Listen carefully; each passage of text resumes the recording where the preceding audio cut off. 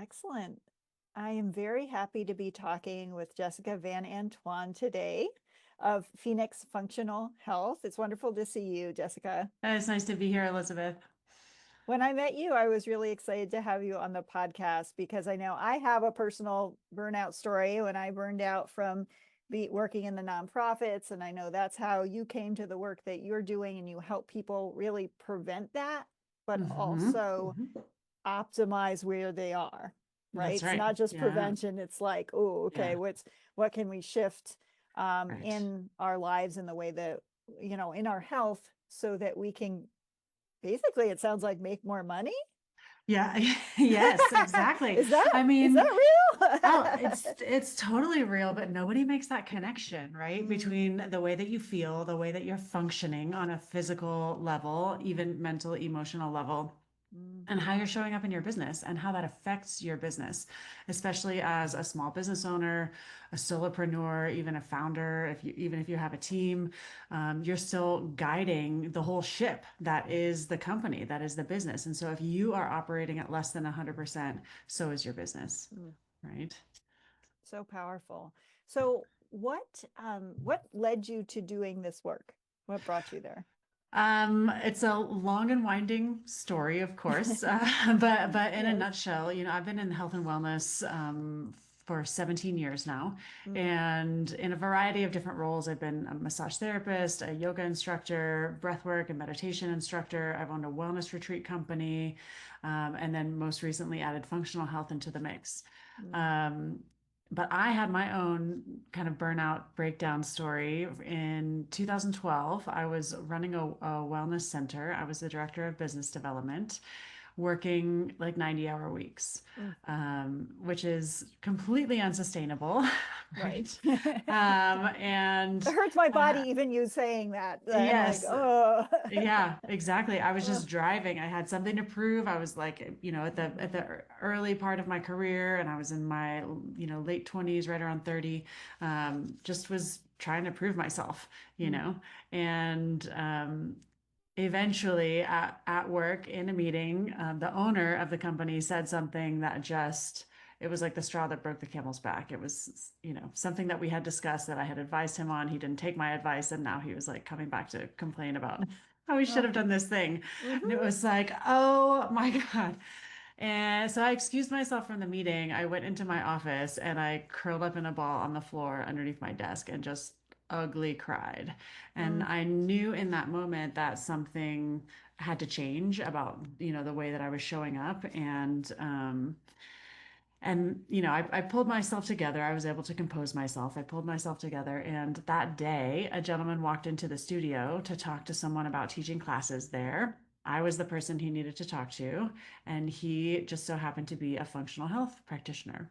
mm, And I immediately understood that, in the run up to my breakdown, I had become so fragile and so overwhelmed and so spread thin that if someone so much as said my name, it felt like glass was cracking mm, inside my body. And then that moment, in the meeting was like when the glass shattered. It all just came, crumbling down. But in talking to this functional health doctor, I realized that there were fundamental physiological imbalances inside my body that were predisposing me to such a place of overwhelm, fragility, irritability, where I was mm, snapping at people and had become a version of myself that I didn't recognize. Right. mm, So I immediately started working with him.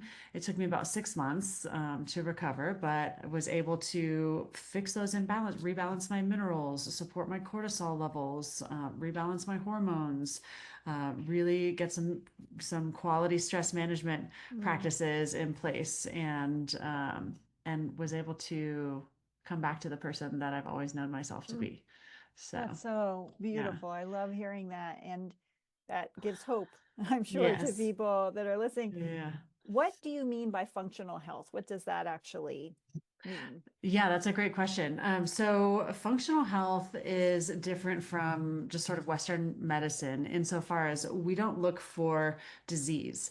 We Mm, don't, I mean, we certainly take into account people's symptoms that they come in with, but mhm, whereas a Western doctor would kind of be, putting the symptoms into groups and kind of developing a hypothesis as to what disease or disorder this person might, fall under with Mhm. said set of symptoms. And then they test that hypothesis by running a specific lab test. And that hypothesis is either confirmed or denied, right? But they're only sort of testing one system at a time. And in functional health, we're not looking at disease states. We're not Mm. looking to diagnose. We are just looking at any deviation from optimal function. So Mm. hence the term functional health, right? So Yes. where all the systems of the body are designed to work together in harmony. If Mhm. something is out of balance in one system, then it's going to have these cascading effects that overflow into Mm. other systems of the body that where those other systems will start to compensate. And which is why in my practice, and this is not true for all functional health practitioners, but in my practice, I test all the systems of the body at once to Mm. get a comprehensive overview of how everything is functioning at the same time so that we can address everything at the same time to return the Mm. body back to 100% function or Mm. as close as is possible for any given individual. Mm. So, Thank you. Yes, that logically makes sense, the yeah. way that you approach it, right? Like is the body functioning or is Right, it malfunctioning or is it in right, dysfunction, right? right. What are some things that you see that when people are facing that burnout situation, is that where when people are often coming to you when they feel that like at risk or past that? Certainly, yeah. I mean, unfortunately, yes. Hmm. That's what drives most people to seek help is when Right. they reach that point. I'm out here trying to help people not reach that point. Again, Right. like it's not just about preventing burnout so much as it is even improving your body's function, improving your mental clarity, Mm. improving your ability to focus, improving your energy levels throughout the day, the Hmm. quality of your sleep. Hmm. Um, because these are our birthrights, right? Like Mm. this is how our bodies were designed to sleep deeply and we wake up refreshed and rejuvenated and Mm. ready to take on the responsibilities of our days. Mm. But in our modern world, it's just our bodies were not designed to handle such constant stress and pressure all the Mm. time, day in and day out, week after week, month after month, year after year, and so we're starting to see this in the rise in chronic disease in our culture and in our country. And so unfortunately we do have a model, a cultural model, if you will, where people wait until something has gone seriously wrong to address their health rather than being proactive and taking steps to, again, improve rather than just kind of like treading water. Even the Hmm. insurance industry, right? And there's like so many different tangents I could go on here. Right. But like the insurance industry, right? Like Hmm. we pay hundreds of dollars a month for health insurance that we Hmm. may use if we get sick. Hmm. But it's essentially it's thousands and thousands of dollars every single year that you're investing just in case like something catastrophic happens or if you get sick, certainly it wouldn't cost thousands and thousands of dollars to like get well from the flu or a Hmm. cold or something like that. Hmm. But the insurance really starts to, become valuable in the event of these kind of catastrophic instances. But when you do get sick, that medical model, it just sort of returns you to a baseline level of function. It doesn't Mm. actually improve Mm. your health in any Mhm. noticeable way, shape, or form. And so that's where functional health is really flipping the script Mm. on this modern healthcare system that we have. It's like, let's not wait until Mhm. something is seriously wrong. It's the old adage, an ounce of prevention is worth a pound Mm. of cure, right? Mhm. Let's be proactive in taking care of ourselves and actually not just, returning the body to some baseline level of function, but actually optimizing the functioning of the body. Mm. So I have a little tangent I want to go on, and I want to see if you agree with this tangent or not. So wi- it's very interesting to see how people who have worked in corporate or nonprofit or any kind of, Hmm. working for somebody else, Hmm. then they create a business. Sometimes they just recreate the kind of situations that they were in, right? Yeah. Is that Yeah. something that you've seen with any of the entrepreneurs that you work with? Oh, absolutely. Because I mean, the stresses and pressures of being an entrepreneur are so unique and Mm-hmm. so varied. So, and instead of working for someone else where you have like a distinct job description and kind of this is your lane, right? When you're an entrepreneur, you occupy all the lanes, at least All at the lanes, first. yes. You know? You're Yep. wearing all the hats, you're all the roles, and so you're constantly task switching and concept shifting, and it's exhausting. Mm, So certainly it's a part of it is just the sheer amount of different roles that one has to play within the business, and another part of it is the pressure that comes along with starting your own business and being responsible for your generating your own income for the first mhm, maybe for the first time or what whatever in your life that no mhm, one else is paying your salary like when there's mhm, at a corporate job there's a certain level of like okay I can show up and just like be there and do the bare minimum and I still know that I'm going to get my paycheck. But when you're an mhm, entrepreneur you can't get by doing the bare minimum. You have to give it your all, and so you show up and you give 100%. You're giving 100% of what you're capable of mm, your capacity, but mm, potentially that capacity is only 60 or 70% of what's mm, possible, right? mhm, Because maybe you don't have the steady energy, maybe you're not sleeping well, maybe your brain decides to turn off in the middle of the afternoon before you're really ready to be done working, and you're just mhm, losing productivity. So what, I like to say 6 hours of C game versus like mm. you could get done the same amount of work if you were on your A game in Oh, four yes. hours, you And we know? can, all of us have know that feeling that when we are like on that, in that space, like playing the Hmm. A game and like Yeah, how things that we thought would take 6 hours can take an hour, that's like, right. right? The decision Yeah. that you've been holding on to for like 2 years, you finally make it in like 10 minutes. And then you're like, why That's didn't right. I decide this earlier? Why couldn't I have figured this out? Right? Right, right. And so to be able to harness that and make that a predictable Mm, state of being for oneself, right? mm-hmm. How many hours could you gain back in a week? Right. How much Right. productivity and what do you want to do with those hours? Whether you want to Mm-hmm. use them to be more productive and further your business, or Mm, whether you want to use them to nurture close relationships to you, spend more mm, time with your kids or your family or your loved ones. mm, Everyone has, different priorities, but to just have that time back, mm. That so must be so invaluable. rewarding to get to work with people in that space and see them Hmm. It's live so into that. absolutely. And some of my clients I love hearing them say when I check in with them about, the symptoms that they have come into my program with, like, well, how are those aches and pains doing? And they're like, what aches and pains?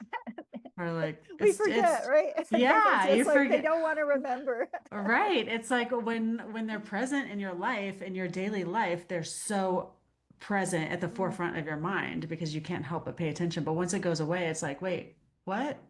mm, I don't even remember having those, or I kind of remember it, but it's such a different experience. It's like you mm, don't notice it when it goes away because that's how your body is supposed to mm, feel. mhm. Yeah. And I wanted to talk a little bit more about what you said about how when people are running their own business, that it's really the weight of that, Hmm. right? Hmm. So I know when I shifted to running a business full time and then the business started getting successful and was growing, that Hmm. the things that I had done for my self-care or for my well-being, they weren't cutting it anymore. Like I Ex actually I recognized at one point I went, wait, these things aren't enough. Like exactly. I have to amp up my That's rest. right. I have to amp up my downtime because I couldn't, That's you right. know, manage it. And is that something you see too? I can see that in the data and from Mm, labs oh, actually, because fascinating.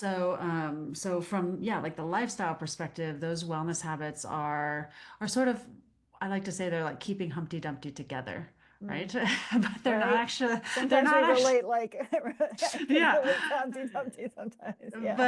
But they're not actually fixing the cracks. And Mm, so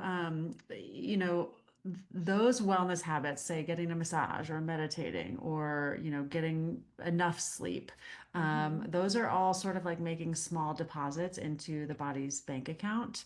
Mm, But when you consider the like the withdrawals that are coming out of the body's bank account, how do those things balance out? And are the stressors of your life, the daily tasks and obligations and responsibilities, if those outweigh those wellness habits, that's where mm, you start to experience that imbalance like you did. mm, And so we see in the labs, like on a mineral test, for example, um, the four major macro minerals, calcium, magnesium, potassium, and sodium, they start to become really depleted mm, the closer you get to a burnout state. mm, And so once those four are all really low, below optimal, that's kind of a marker of burnout. mm, Like you're not going to have the energy to get up and do the things that you need to do. And so again, it shows up in the labs, and this is where kind of the data is really valuable, layered on top of those healthy lifestyle habits, right? mm, Like, so because once you have the data of knowing where your minerals are, then the solution becomes simple. Oh, we just need to like add a little more sodium, support your magnesium, get all those minerals back in balance, and you can mm, start feeling like yourself again, you mm, know? mm. That's so beautiful. What Yeah. advice do you have for people that are running their own businesses, women that are running their own businesses? Is there any advice that you'd give them?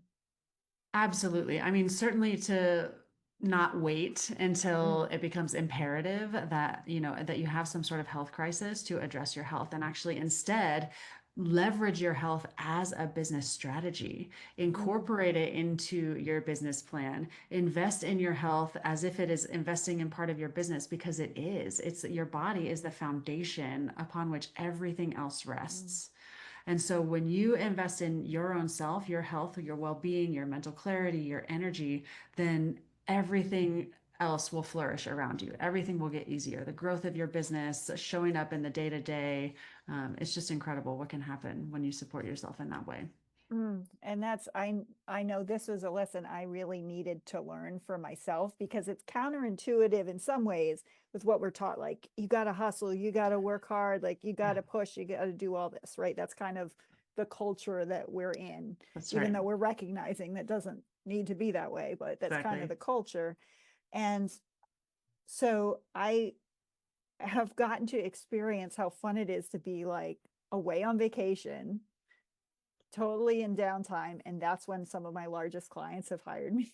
Mm-hmm. You Yeah, know, like that's exactly. when they've come in. And obviously I've done the work before and all of Right. that, you know, I Set lay the the stage. foundation for it.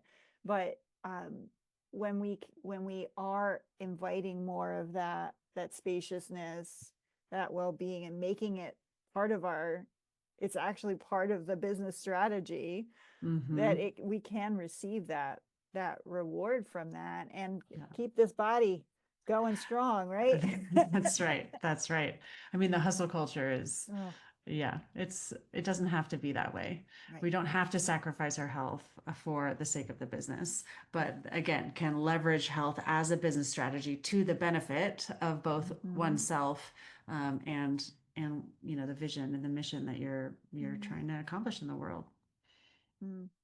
And so you can work with people. I asked you this before. You work with people all over the place. They don't need to be local to get the labs done or things like that, right? Correct. Yeah. Lab kits are sent directly to the client's house. They collect Mm-hmm. the samples on their own, send them back to the lab, and then the lab sends me the results. And that's where the Mm, resultant plan mm, comes from. mm. If Hmm. somebody wants to get in touch with you, what's the best way for them to reach you? LinkedIn Mm-hmm. is kind of my primary social platform. Yep. So just Jessica Van Antoine, Mm-hmm. and Phoenix Functional Health. I have a business page on there as well, Mm-hmm. website, all the things. Mm. Yes, all the things. Yeah. Are any parting words that you'd like to share with our audience?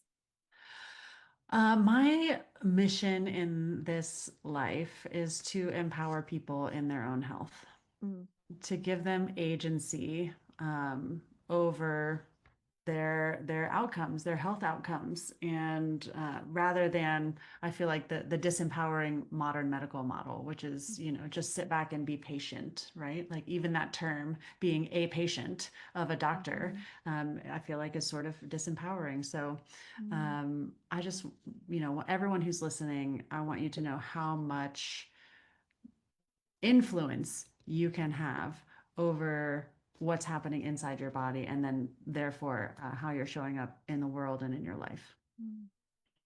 Thank you so much for taking the time to talk with Yeah. us, Jessica. Thanks for having me, Elizabeth.